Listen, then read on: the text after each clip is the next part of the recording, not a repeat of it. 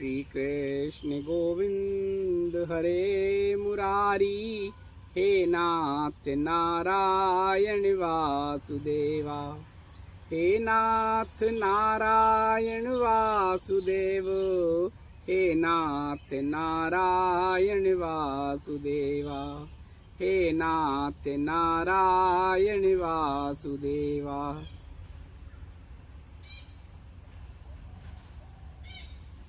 जी प्रभु जी, कल हम लोगों ने बातें की थी संवाद में कि जन्म, जीवन और मृत्यु हमारे वश में नहीं है, हमारे हाथ में नहीं है। हम कर्म करते हैं, कभी कभी भाव आता है कि हमने ये किया, हमने ये किया, हम ये कर सकते हैं, लेकिन देखा जाए तो हमारे हाथ में नहीं है प्रभु जी। सब कुछ पहले से तय है, लेकिन यदि सब कुछ पहले से तय है तो फिर ये उपक्रम, ये सारे कर्म करने की जरूरत क्या है, ये भी बात आती है। तो प्रभु जी, जो सब कुछ तय है वो हमारे ही कर्म से तय हुआ है, वह हमारे ही कर्म का परिणाम है। इसलिए हमें कर्म तो करते रहना चाहिए, सजग रहना चाहिए और अपना 100% देना चाहिए। वर्तमान में ही जिए, मत माने मृत्यु के बाद क्या है, मत माने जन्म के पहले क्या होता है, मत सोचें। लेकिन जो वर्तमान है उसमें भी तो होता है कि बीज अच्छा बोएं, हल में ठीक तरीके से खेती के लिए जुताई हो, निराई हो, उसको पानी मिले, खाद मिले, तभी तो फसल अच्छी होगी। इसलिए हमें 100% देकर कर्म करना चाहिए। कर्म आप क्या करेंगे? जो आपका बुद्धि और विवेक कहेगा, हमें अपने बुद्धि और विवेक के अनुसार कर्म करना चाहिए। परिणाम क्या होगा ये हमारे हाथ में नहीं है, ये हम पहले भी कई बार वीडियो में बता चुके हैं प्रभु जी।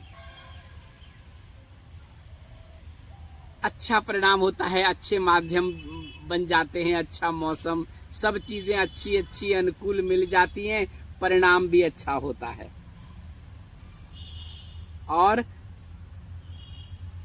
कई बार माध्यम मिलता है, हम अच्छे के लिए करते हैं लेकिन परिणाम अनुकूल नहीं होता है। ये व्यक्ति व्यक्ति पर निर्भर करता है। अब इसके बाद की स्थिति, ये मैं नहीं कह रहा हूं, ये आपके मैसेज बोल रहे हैं। इस संक्रमण काल में बहुत सारे मैसेज ऐसे भी आते हैं, पहले से आते रहे हैं। अब कुछ देखने की इच्छा नहीं है, मुक्त हो जाना चाहते हैं, वो मोक्ष प्राप्त करना चाहते हैं। अब इस दुनिया में आना जाना नहीं है, मुक्ति चाहिए। अब हम मुक्त हो जाना चाहते हैं इसी जन्म में। ऐसे कर्म करें, भगवान की ध्यान करें, साधना करें, आराधना करें, जिससे हमें मुक्ति मिल जाए, आवागमन से हमें छुटकारा मिल जाए।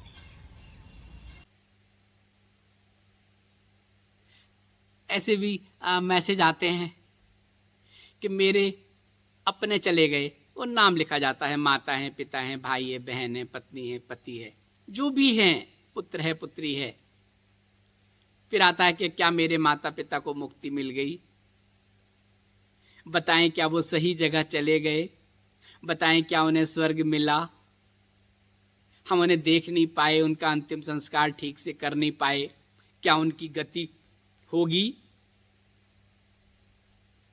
विश्वास नहीं होता ना, कितने वीडियो में बता चुके हैं। फिर आप पंडितों के पास जाते हैं, फिर आप लोगों के पास जाते हैं, फिर आप बातें करते हैं, फिर पंडित कहते हैं हाँ उनकी गति नहीं हुई है, अभी उनकी आत्मा को शांति नहीं मिली है, अंतिम संस्कार ठीक से नहीं हुआ। और कोरोना काल में तो हमारे बहुत सारे ऐसे लोग आ गए हैं सामने, अब कर लो, ये कर लो, दान कर लो, पुण्य कर लो, ऐसे ऐसे ऐसे ऐसे ऐसे ऐसे ऐसे करो। आपकी श्रद्धा है प्रभु जी, इसमें हमारा कोई गाइडलाइन नहीं है। देखो वीडियो में कई बार बता चुके हैं कि अपने मन का सा करो, रिग्रेट मत करो कि हमने बता दिया तो कर लिया, हमने बता दिया तो नहीं किया, बाद में रिग्रेट हो रहा है। नहीं प्रभु जी, मन का सा जियो, कितने बार तो बताया है। उनको मुक्ति हो गई कि नहीं हो गई, ये कोई साधारण विषय है। बहुत से मैसेज आते हैं, कोई रास्ता बताओ, अब मुझे आना नहीं है वापस, मुझे दोबारा जन्म नहीं लेना है, मुझे तो मुक्ति चाहिए, मैं मुक्त हो जाना चाहता हूं, मुक्त हो जाना चाहती हूं, मुझे अब नहीं लेना, इस सब झंझटों में नहीं पड़ना, इस प्रपंच में नहीं पड़ना, आना ही नहीं है। आपके हाथ में है।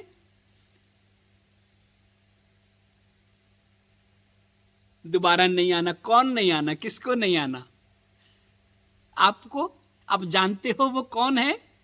पहले जान तो लो जिसको दोबारा नहीं आना है, जिसको इस प्रपंच में नहीं पड़ना है, जिसको ये दुख दर्द नहीं झेलना है, जिसको गर्व की नारकीय जीवन को नहीं जीना है। कौन है? प्रभु जी मुझे तो अब दोबारा नहीं आना है, मैं तो भगवान से यही प्रार्थना करता हूं, करती हूं। किसे नहीं आना है? तुम्हारे शरीर को? ये तो आएगा ही नहीं दोबारा, ये तो पूरा हुआ, पंचतत्व में विलीन हो गया। और वो कौन है, उसे जान तो लो पहले, किसको नहीं आना है?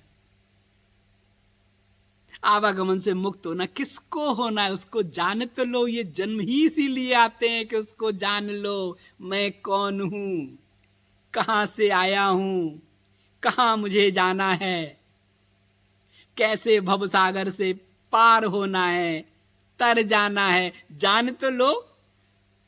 मैं तो बस मुक्ति की बात करता हूं, बस मुझे तो मुक्त होना है। मुक्ति पे बताओ, कुछ मुक्ति की बातें बताओ। क्यों बताओ? मुझे अब दोबारा नहीं आना, ऐसा कोई उपाय? किससे नहीं आना है? जान तो लो। मैं आना नहीं चाहता, आना नहीं चाहती दोबारा। मैं हूं कौन, तुम बताओ तो। तुम्हारा नाम जो भी हो, मेल हो फीमेल हो, जो भी हो तुम्हारा नाम, वो तुम्हारे इस शरीर का नाम है। तुम इस शरीर में हो, तुम्हें शरीर का बोध है। नहीं आना है। क्या चीज है जो जाके नहीं आना है? शरीर में नहीं आना है। क्या है शरीर में नहीं आना है? बताओ। शरीर धारण नहीं करना। क्या है जो शरीर धारण करती है, कैसे करती है, उसको जान तो लो, पहचान तो लो। बहुत सारे पढ़ते होंगे आप, ग्रंथ पढ़ते हैं, उपनिषद पढ़ते हैं, कथाएं सुनते हैं, भागवत सुनते हैं, कितने विद्वानों से सब चीजें सुनते हैं। आवागमन से मुक्त होना है, मुक्ति के लिए प्रार्थना करना। मुक्ति है क्या, ये तो जान लो पहले। क्या है मुक्ति? आवागमन से मुक्ति। किसके आवागमन से मुक्ति और किसकी मुक्ति? मैं मुक्त होना चाहता हूं। किससे मुक्त होना चाहते हो भाई, बताओ तो। दोबारा नहीं आना, किसको नहीं आना है ये बताओ तो।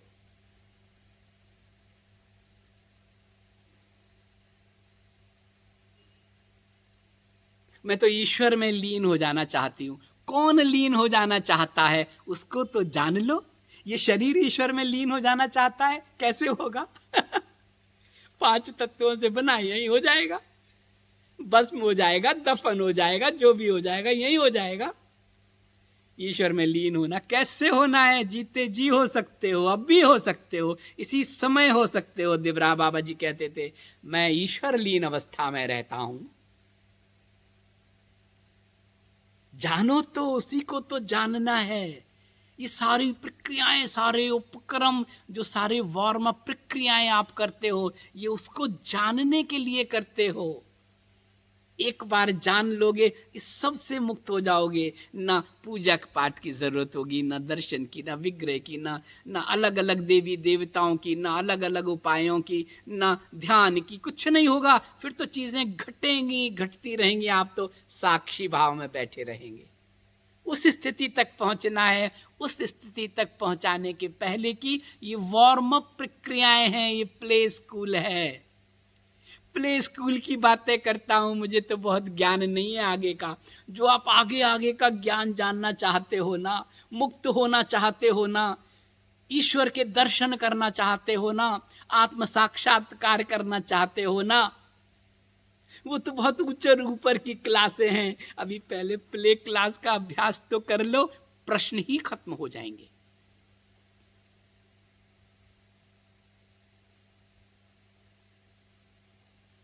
इसी समय हो सकते हो, इसी शरीर के साथ ईश्वर लीन अवस्था में रह सकते हो, इसी के साथ योगी के भाव से रह सकते हो, घर में रह सकते हो, संत प्रवृत्ति के साथ रह सकते हो। इसी शरीर से ये शरीर मिला है, इसको एक एक कई बार मैसेज आते हैं, अब इस शरीर से तो हो गया, अब आगे आना नहीं चाहते, आना नहीं चाहते, आएंगे तो फिर प्रभु, अब प्रभु के होकर आए। प्रभु के तो हो, अभी जरा सी सोच बदलोगे प्रभु के हो गए। इस शरीर से अब कुछ नहीं हो सकता, ये तुम्हारा मन कह रहा है। ये शरीर चल रहा है, इसका मतलब है ईश्वर है तुम्हारे अंदर, वो चला रहा है। ये इंद्रियां चल रही हैं, इसका मतलब ईश्वर अंदर है तुम्हारे। असाध्य बीमारियां होने के बाद भी हम, शरीर हमारा चल रहा है, हमारा मस्तिष्क ठीक है, हमारे सोचने समझने की क्षमता ठीक है, शरीर में असाध्य बीमारियां हैं, इसका मतलब ईश्वर है तुम्हारे अंदर, वही तो सब चला रहा है। अब ये शरीर किसी काम का नहीं है, यही निराशा की भाव है। फिर तो अभी आप प्ले स्कूल में भी, प्ले स्कूल के भी प्ले पर हो बिल्कुल। अभी अगर ये भाव है, ये शरीर कौन चला रहा है, ये कौन देख रहा है, ये हाथ कैसे चल रहा है, कोई तुम चला रहे हो? बड़े बड़े काम कर रहे हैं, बड़े बड़े मशीनें चला रहे हैं, सुबह से शाम तक काम कर रहे हैं। घर में हम तो बिल्कुल कोल्हू के बैल की तरह रहते हैं, तुम रहते हो? कोई, तुम्हारे तो कर्म है, तुम्हें नियति है, वो तुम्हें करा रही है, लेकिन तुम्हारे अंदर जो बैठा है ना, वो सब कुछ करा रहा है और कह रहा है देखो तुम्हारे कर्म ऐसे थे, इसलिए तुम अपने आप को कोल्हू के बैल समझ रहे हो। समझो नहीं, कोल्हू के बैल चलने पे भी, कोल्हू के बैल होने में भी रस निकलता है। कोल्हू का बैल क्या होता है, चलाता चलाता है सरसों का, उसमें भी रस निकलता है, तेल निकलता है। वो निकालने की तुम्हें जिम्मेदारी मिली है, आनंद से निकाल लो।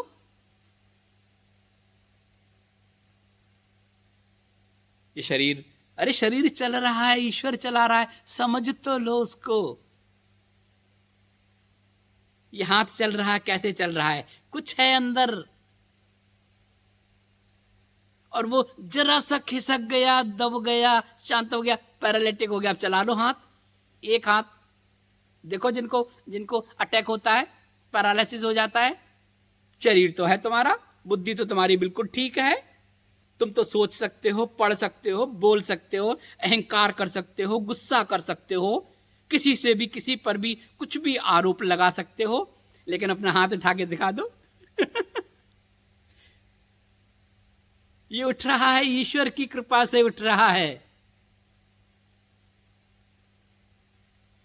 कल बताया था ना, अहंकार, ईगो, ये क्लैश हो रहा, ये हो रहा, इस पर आरोप, उस पर आरोप, ओह मैंने किया, सब किया। अब तुम्हारे हाथ में है, जरा सा यहां दबाव पड़ा, ये हिस्सा चला गया, परवश हो गए, ऐसे भी नहीं हो रहा है हाथ, करके दिखाओ। तुम तो कुछ भी कर सकते हो, तुम्हारा तो ईगो क्लैश होता है, तुम्हारा तो अहंकार होता है, तुम्हारा तो ये होता है। अब क्या हो रहा है? कुछ नहीं कर सकते हो, करने वाला कोई और है। तुम ये शरीर है, इस शरीर को चलाने वाला कोई और है, उसको जानना है, यात्रा के साथ साथ यात्रा को आगे बढ़ाते हुए उसको जानना है। मुक्ति के बारे में कभी बात करेंगे। मुक्ति का संबंध वही है, कब मुक्त होते हैं, कब ये आत्मा आवागमन से मुक्त होती है, कब आत्मा शरीर धारण नहीं करती है, कब आत्मा अपनी इच्छा से शरीर धारण करती है, कब आत्मा गर्भ में नहीं आकर भी शरीर में आ जाती है, क्या भूमिका होती है उसकी, किस क्लास की बात है वो, 12th के बाद डिग्री, डिग्री के बाद और ऐसे ही क्लासेस हैं। इंद्रायण क्या है, वो लोक क्या है, इतनी जल्दी सब जान जाओगे, सब जान लोगे, करोगे क्या जान के? जानने का मतलब उस पर चलना है, अनुकरण करना है, अभ्यास करना है, उसमें जीना है। और वैसे जानना हो, शास्त्र भरे पड़े हैं इनसे, उपनिषद से पढ़ लो, सब पढ़ लो, नारद पुराण पढ़ लो, गरुड़ पुराण पढ़ लो। गरुड़ पुराण में तो सब कुछ है। जन्म कैसे होता है, मृत्यु कैसा होता है, जीव कहाँ जाता है, क्या जाता है, कैसे जाता है, सब पढ़ लो, समझ लो। क्या समझ में आएगा? समझाने वाले भी बहुत सारे हैं, उसको उसी लीक पर चलकर समझाते हैं। शास्त्रों में ये लिखा है, गरुड़ पुराण में ये होता है, हम मृत्यु के बाद हम 13 दिन तक कई बार क्या करते हैं, गरुड़ पुराण का पाठ करा रहे हैं, सुनते हैं, समझते हैं। वो अपनी जगह ठीक है, लेकिन उसकी व्याख्या समझो, उसके मूल में क्या है, क्या है आवागमन का सूत्र, क्या है उसमें। हम कथा कहानियों में उलझे रहते हैं, पंडित जी पढ़ते रहते हैं, व्याख्याकार व्याख्या कर देते हैं,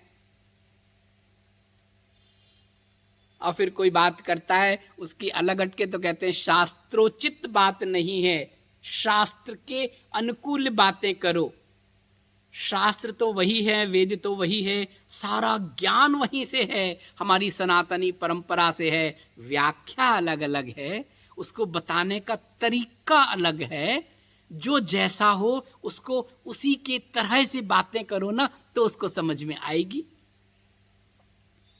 कोई संस्कृत बहुत अच्छी जानता है, उसको संस्कृत में बात करो, समझ में आएगी। जो नहीं जानता उसको कैसे समझ में आ जाएगी? अंग्रेजी जानता है, अंग्रेजी में करो तो वो ज्यादा अच्छी तरह समझेगा, हिंदी में करोगे तो कैसे समझेगा? अर्थ का अनर्थ भी हो जाता है। मुक्ति, मुक्ति की मैं आज इसलिए बातें कर रहा हूं, बहुत सारे प्रश्न आते हैं, प्रभु जी मुक्ति पर भी तो कुछ बोलिए, मुक्ति पर भी तो कुछ प्रकाश डालिए। और ऐसे भी आते हैं, अब मुझे आना नहीं है, मुझे अंदर से लगता है, मेरे गुरुजी ने भी कह दिया था ये तुम्हारा आखिरी जन्म है। प्रभु जी जिन्होंने भी ये मैसेज भेजा है ना, वो अन्यथा ना लें। मैं टीका टिप्पणी नहीं कर रहा हूं, मैं तो पढ़ के आनंद लिया कि गुरुजी ने मुझे कहा था तुम तो कॉन्शियस सोल हो,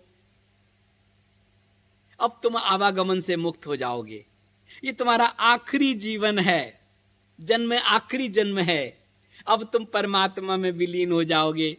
ऐसा करो, ऐसा करो, ऐसा करो। हम वैसे ही करते रहते हैं। अब हमें क्या करना है, पैसे का क्या करना है, सबका। जब मुझे आखिरी जन्म है तो हमें किसके लिए रखना है, सब कुछ यहीं कर देना है।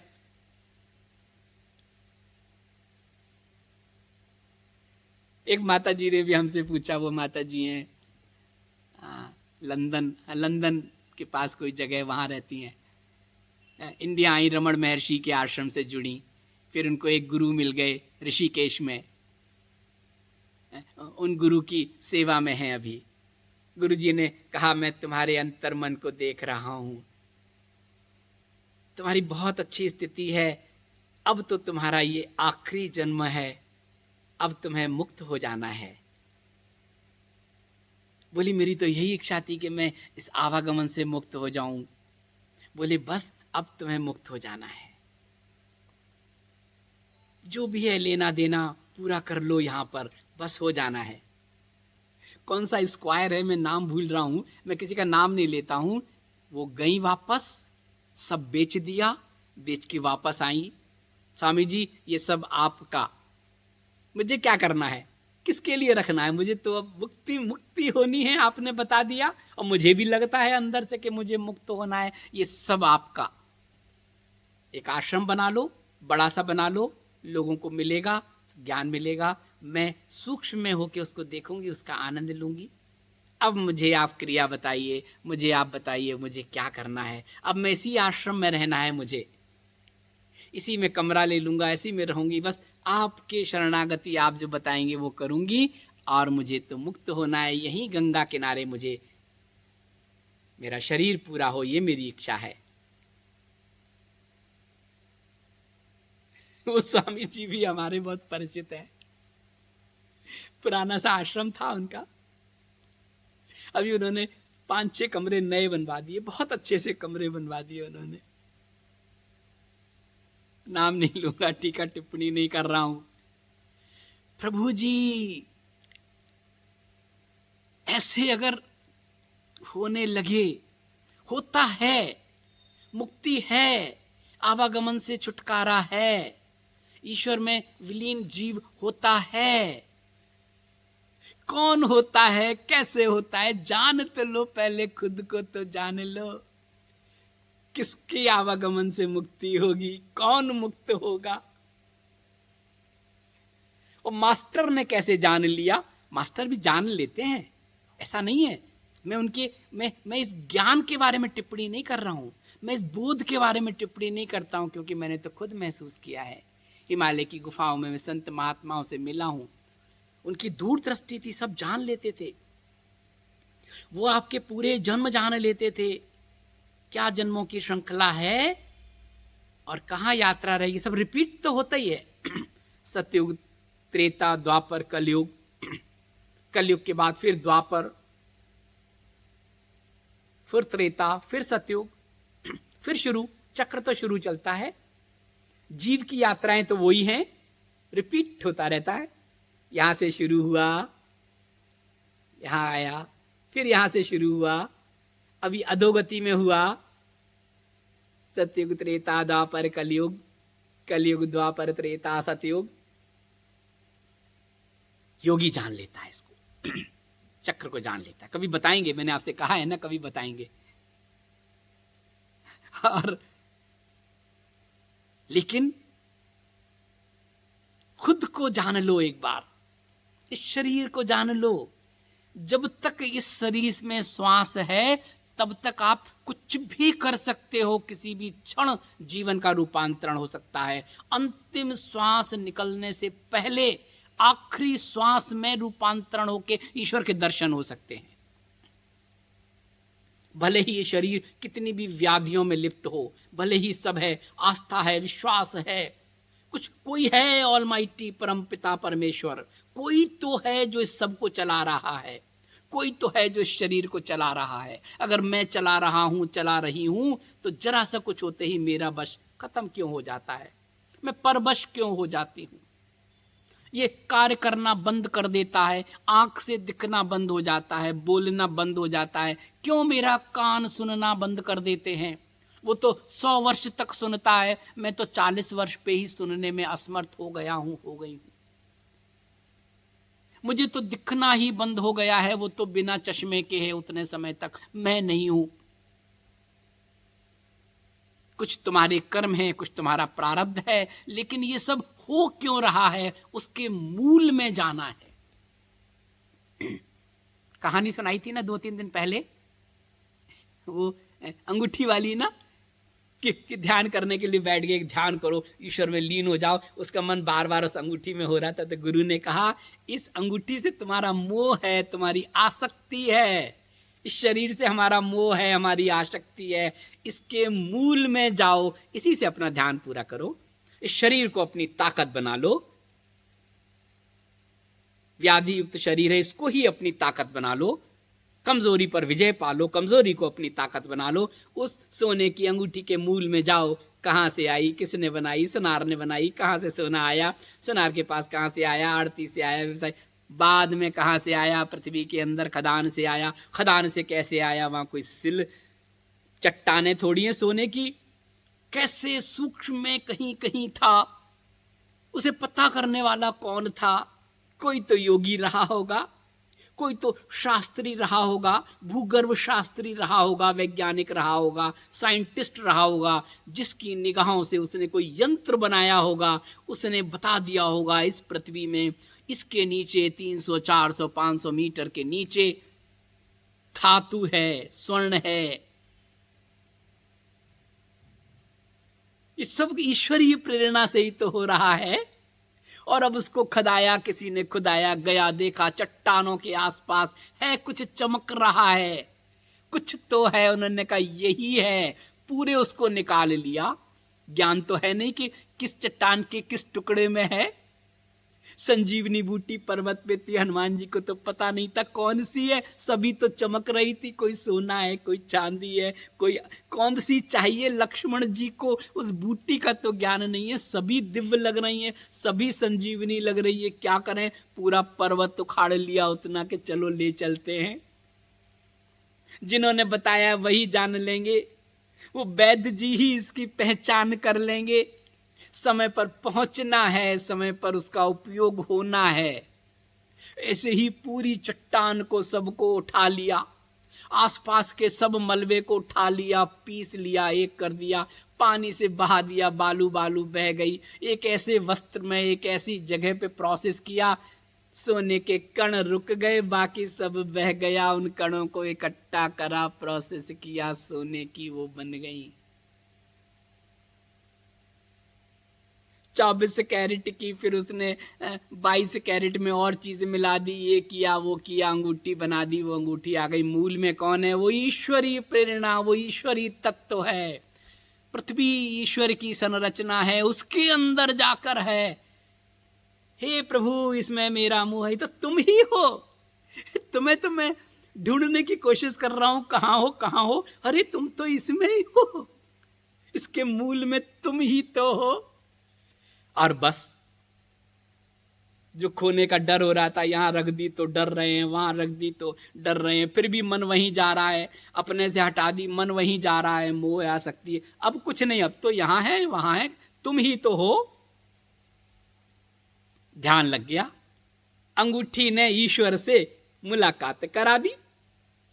ये शरीर ही ईश्वर तक पहुंचा सकता है, उस परम पिता परमेश्वर को, उस तत्व को, भगवत स्वरूप को, उस तत्व को। ये शरीर से ही जा सकते हो, शरीर से ही जान सकते हो। देवता भी अपना जब स्वर्ग के अपने सब पुण्य कर्मों को भोग लेते हैं तो वो नहीं वापस आते हैं, इसी मर्त लोक में जाते आते हैं, इसी शरीर को धारण करते हैं। इस शरीर से ही तो सब कर सकते हो। इस शरीर मंदिर है, इसके अंदर ही तो भगवान बैठे हैं। वहां से प्रेरणा होती है, तब इस जगत को जानते हो, जगत को जान लेते हो। अंगूठी को जान लिया, अंगूठी के मूल में गए, मूल तो यहाँ है, वापस यहीं आ गए। अब इसको ही तो जानना है, इसको ही तो पहचानना है। और इसको पहचानने में पूरा जन्म लग सकता है, कई जन्म लग सकते हैं। लेकिन अगर भगवत कृपा हो गई, ईश्वर की कृपा हो गई, तो श्वास के निकलते निकलते आखिरी श्वास आते आते रूपांतरण, मैं कौन हूं जान लिया। जान लिया कि अनुभूति तो है, उस तत्व को जानना तो है। पहुंच गए आप पी तक। अब अगला जन्म जो होगा वहीं से होगा। बर्थ में ही जान लिया, बर्थ में ही होगा। मैं तो जानता हूं, मैं तो जना जनाया हूं, जानते हुए आ रहा हूं। अब मुझे लोगों को जगाना है, अब मुझे लोगों को बताना है। अब क्या हुआ, इस जन्म में अंतिम श्वास में आखिर में उसका बोध हुआ, आत्म साक्षात्कार हुआ, भगवान के दर्शन हुए, उस स्वरूप के, जो स्वरूप यहां है उस स्वरूप के दर्शन हुए। स्वरूप तो अलग अलग है, तत्व तो एक है, उसके स्वरूप अलग अलग हैं। इस पर कभी चर्चा करेंगे। जो आपका भाव है, जो आपके इष्ट हैं, जो आपके सदगुरु हैं, वही स्वरूप है, तत्व तो एक है। आखिरी श्वास में जान लिया, और जान लिया तो अब तो आप मास्टर हो गए ना। सूत्र जान लिया, ज्ञान हो गया, मास्टर हो गए। अब अगला गर्भ जब मिलेगा, मास्टर होके जा रहे हो ना। और नहीं जाना तो पूरे जीवन में जो जाना वो तो फिर ए से शुरू करो, फिर जानने की शुरू करो, फिर दोबारा शुरू, ABCDEFG पढ़ो, ABCDEFG। लेकिन अभी तो पी तक पहुंच गए। ओ मतलब शून्य हो गया, शून्य हो गए। और जाते जाते एक डंडा लग गया, एक सांस में जान लिया, पी तक पहुंच गए। अब पी से अगली यात्रा शुरू होगी, अब मास्टर हो गए आप। ये बालक तो बहुत विलक्षण है, ये तो जन्म से ही विलक्षण है। इसमें तो अतीन्द्रिय लगता है, इसके अंदर कुछ है, इसके अंदर USP है। ये USP लेके आया है और थोड़ी देर में बताना शुरू कर देगा। प्रभु जी अपने जीवन में शीर्ष पर पहुंचे जितने भी आध्यात्मिक जीव हैं, पुरुष हो या महिला, जो अपने जीवन में अपने अपने समय पर शीर्ष पर पहुंचे हैं, उनके लक्षण बचपन में ही दिखाई देने लगे थे। उनकी यूएसपी बचपन में ही दिखाई देने लगी थी। आध्यात्म की बात करें तो जितने भी योगी हुए हैं, सन्यासी हुए हैं, जो बचपन से ही जिन्हें वैराग्य हो गया, विरक्त हो गया, उन्होंने तो संसार देखा ही नहीं, उन्होंने तो अभी जिया ही नहीं, फिर ऐसा क्या था जो उन्हें मोह नहीं हुआ, वो संसार में लिप्त नहीं हुए, आसक्त नहीं हुए और घर छोड़कर चले गए, हिमालय चले गए, सागर चले गए, गुफाओं में चले गए, कंदराओं में चले गए। बचपन में ही कोई संत आया और वो उनकी शरण में चले गए। मैं हिमालय में बहुत सारे लोगों से मिला, जब उनसे मैं पूछता हूँ कि आप कब आए, संसार से कब आप निकले, तो उनका वही कहना होता है कुछ लोगों का, हम तो बचपन में ही आ गए थे, 5-6 वर्ष के थे, तभी हमारे गुरु हमें ले आए थे। हम घर से भाग कर चले गए थे क्योंकि हमें रस नहीं आ रहा था, और फिर हमें गुरु मिल गए और हमें हिमालय आ गए, गुफाओं में आ गए, कंदराओं में आ गए, तप करने आ गए। ये वही लोग हैं जिनके जन्म जन्मांतर के प्रारब्ध कर्मों का उदय हुआ और बचपन में ही उन्हें बोध हो गया। बोध का मतलब शरीर से बोध नहीं, उनके अंदर एक प्यास, एक कुछ हो गया कि कुछ तो है, मुझे करना है, मेरा जीवन इस सब के लिए नहीं है, मुझे तो कुछ अपने तरीके से जीना है। और उन्होंने घर का त्याग कर दिया।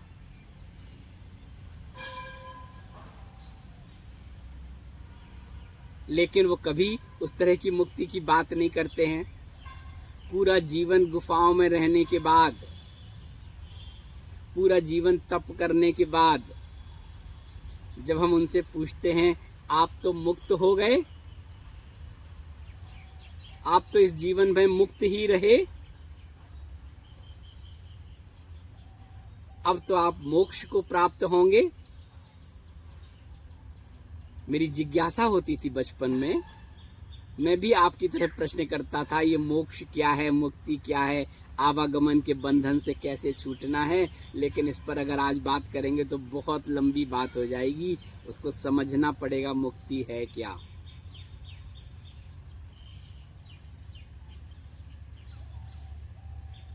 स्वामी जी ने कहा, हिमालय में एक बार हमने पूछा, उन्होंने कहा कि मैं जाऊंगा फिर वापस आऊंगा, अभी मुझे शेष कार्य पूरा करना है, अभी तो मैंने अपनी यात्रा एक स्थिति तक पहुंचाई है और उससे इस समाज में लोगों को जागृत किया है, उनके आभा मंडल को जागृत किया है, उन्हें दिशा दी है, अब वो लोग काम कर रहे हैं। अब मैं जब दोबारा आऊंगा ना तो देखूंगा आके वो काम कितना किया, वो होमवर्क कैसा हुआ, ठीक हुआ कि नहीं हुआ, नहीं हुआ तो मैं आकर खुद अपने हाथ में ले लूंगा काम को और आगे बढ़ाऊंगा। ऐसी बातें होती थी। वो तो बहुत आसानी से कह सकते थे कि मैंने जीवन के 80 वर्ष हिमालय में बिताए, तप में बिताए, जप में बिताए, साधना में बिताए, घर से बचपन में आ गए, अब तो मैं आवागमन से मुक्त हो जाऊंगा या लोगों को मुक्त कर दूंगा। नहीं, कभी नहीं कहा उन्होंने। हमें समझना पड़ेगा मुक्ति है क्या, मोक्ष है क्या, किसकी मुक्ति चाहते हैं, किसका मोक्ष चाहते हैं, किससे मोक्ष चाहते हैं। क्लैरिटी आ जाएगी जब, तब आपको लगेगा हो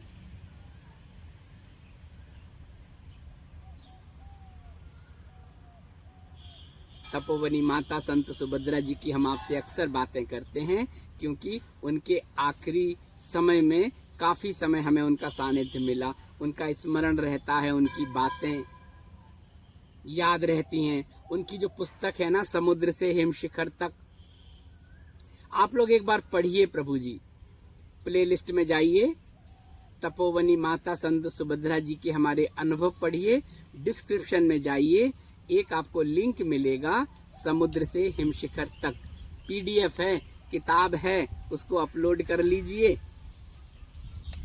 अपलोड है डाउनलोड मुझे नहीं पता क्या, डाउनलोड कर लीजिए और डाउनलोड करके आप उसको पढ़िए। माता जी ने भी उसमें लिखा है कि मैं जाऊंगी लेकिन फिर मैं वापस आऊंगी अपने शेष को पूरा करने के लिए, और मैं आऊंगी तो कृष्णा भी आएगा। हिमालय में गुरु जी कहते हैं कि बचपन में ही गुरु ब्रह्मलीन हो गए थे, लेकिन जब दोबारा मैं आऊंगा तो उनके साथ आऊंगा, या वो हमारा इंतजार कर रहे हैं। अब हम जाकर जब आएंगे तो मैं उनके ही सानिध्य में रहूंगा, वही शरणागत के भाव से वो मेरा इंतजार कर रहे हैं।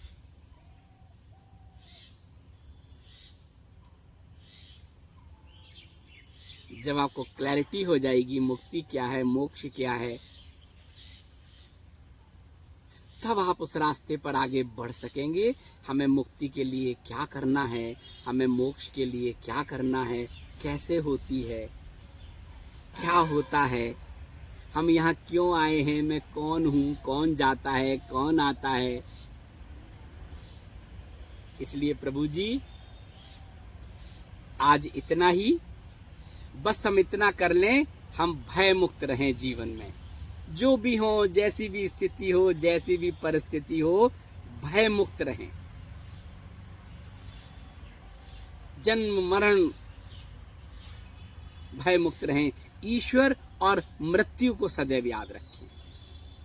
हर समय श्वास प्रश्वास में ईश्वर को याद रखें, साथ में मृत्यु को भी याद रखें। ईश्वर जितना जो सत्य है, मृत्यु भी उतनी ही सत्य है। और भयमुक्त रहें। मैंने देखा है, पढ़ा भी है कि बहुत से हमारे महापुरुष ये जानते हुए भी कि अब शरीर ज्यादा समय का नहीं है, ये जानते हुए भी कि अब हमें जाना है, समय आ गया है, लेकिन अंतिम समय तक कर्म करते रहे, कर्मयोगी की भूमिका में रहे। जो वो कर रहे थे, जो बांट रहे थे, आखिर समय तक बांटते रहे। कल तो बहुत हमने डॉक्टर के अग्रवाल की बात की। हमारे पास कि हाँ लाइव तो है नहीं, टीवी तो है नहीं, नेट भी कम आता है, लेकिन लोग वीडियो भेज देते हैं। बहुत सारे वीडियो आए कि वो वेंटिलेटर पर जब वो हॉस्पिटल गए तो उनके जब टेस्ट होते थे, तो टेस्ट होने के दौरान भी उन्होंने 5-5 मिनट के कुछ वीडियो रिलीज किए। एक वीडियो आया था, वहां भी वो बता रहे थे, उनको पढ़ के क्वेश्चंस को, ये दवा लो, ये करो, ये ठीक है, ये नहीं ठीक है। और जा कहाँ रहे थे, शायद सीटी स्कैन या कुछ ऐसे कराने जा रहे थे, स्ट्रेचर पर थे। हॉस्पिटल का शायद 5वां दिन था, 5वें दिन की बात है। ऐसा कोई एक वीडियो आया हमारे पास। वीडियो तो बाद में आए ना, तो मैं उसकी डेट देख लेता हूं, लेकिन वो दरअसल होते पहले के आए बाद में। आखिर समय तक, जब तक उनको वो रहा, वो लोगों को सलाह देते रहे, ये है, ये दवा लीजिए, ये है, ये है, ये देखिए। हॉस्पिटल में जाने के शायद 5वें दिन का कोई वीडियो भेजा है किसी ने। ऐसा है प्रभु जी। ये तो डॉक्टर के अग्रवाल की बात है। जितने भी महापुरुष हुए हैं, स्वामी विवेकानंद जी का जिस दिन उन्होंने महासमाधि ली ना, उस दिन सुबह उन्होंने क्लास ली। क्लास लेते थे युवा सन्यासियों को, पढ़ाते थे, अपने अनुभव सुनाते थे, सिखाते थे। सायंकाल में उन्होंने समाधि ली और सुबह उन्होंने क्लास ली, उसमें बताते रहे, और किसी को लगा ही नहीं कि ये अभी शाम को ब्रह्मलीन हो जाएंगे, महासमाधि में चले जाएंगे। बहुत बीमार तो थे, डॉक्टर ने बताया था तुम्हारे शरीर में असाध्य बीमारियां हैं, और बीमारी ही बहाना बनी, लेकिन बीमारी तो बहाना बनी, उन्होंने तो महासमाधि ले ली। उस समय सारी बीमारियां गौड़ हो जाती हैं। जब हम चेतन अवस्था में अपने शरीर को सूक्ष्म से अलग करते हैं।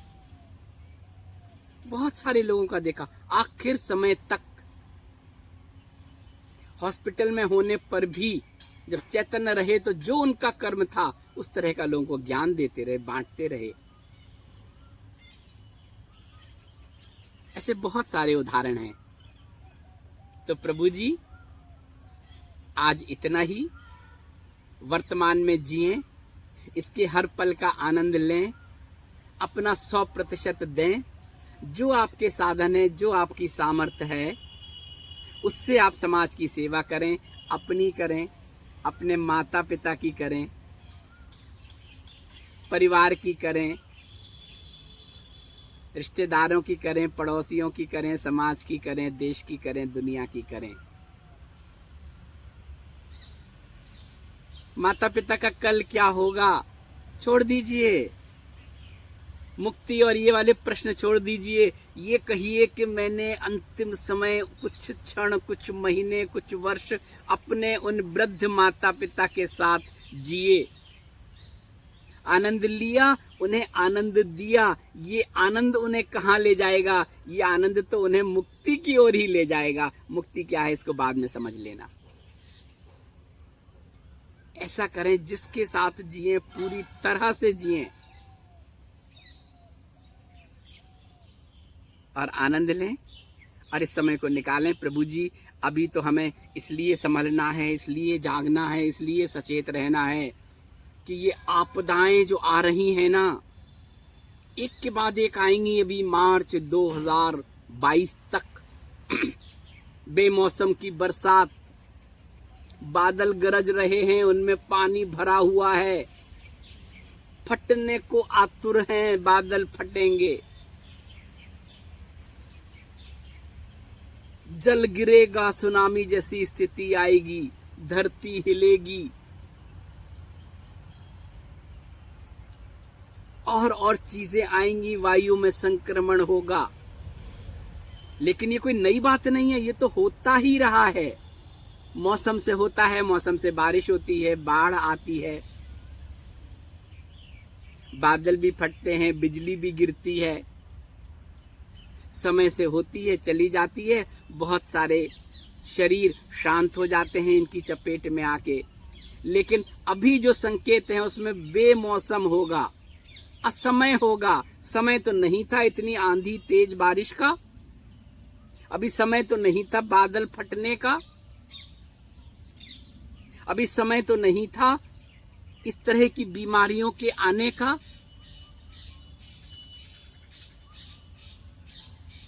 असमय आएंगे।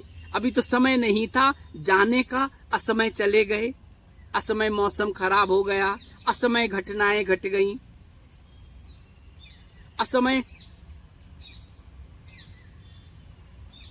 ये हो गया, ये हो गया, चक्रवात आ गया। हमें पहले से पता हो जाता है कि चक्रवात आने वाला है, पूरी फोर्स लगा देते हैं, पूरी ताकत लगा देते हैं, लोगों को एक स्थान से दूसरी स्थान पर पहुंचा देते हैं। क्योंकि अभी हमें पता चल गया है, मशीनों से हम पता कर लेते हैं, जान और माल का उतना खतरा नहीं होता, लेकिन फिर भी आता है। और इन 2 संधि कालों में तो ये सब आएंगे, समय असमय, जीवन भी जाएंगे, ले जाएंगे अपने साथ। पिछले वर्ष आया था ना, एक के बाद एक 2-3 आए थे, अभी फिर कोई आके गया, अभी फिर कोई आने वाला है। ये सब असमय होगा, सूचना देकर आएगा। लेकिन हम जितना इंतजाम कर लेंगे, उसके बाद भी जान और माल का नुकसान होगा। ऐसे ही ये संक्रमण काल है, संधि काल है। संधि काल में हुआ जो भी होगा, जितना हम उसे रोक सकते हैं रोक लें, प्रिकॉशन लें, प्रार्थना से रोक लें,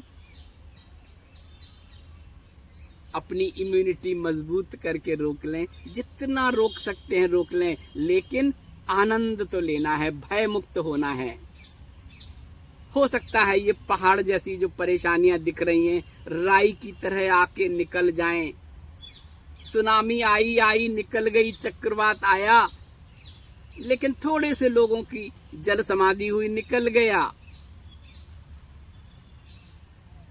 कई जहाज फंसे थे, कोई बात नहीं, एक डूब गया, बाकी सब सुरक्षित रहे। हमने प्रिकॉशन लिया, रेस्क्यू किया। तो यही प्रार्थना है श्री बाबा जी से कि बाबा जी आने वाले समय में जो घटनाएं दिख रही हैं, जो हो रही हैं, जो संकेत आ रहे हैं, जो असमय हो रहे हैं, बिना मौसम के हो रहे हैं, वो पहाड़ जैसी परेशानियों के संकेत हैं। राई की तरह निकल जाएं, योग निकल जाएं। अभी तो अधोगति की रश्मियां दिख रही हैं। पूर्णिमासी से एक दिन पहले, पूर्णिमासी से एक दिन पहले बदलाव हो रहा है।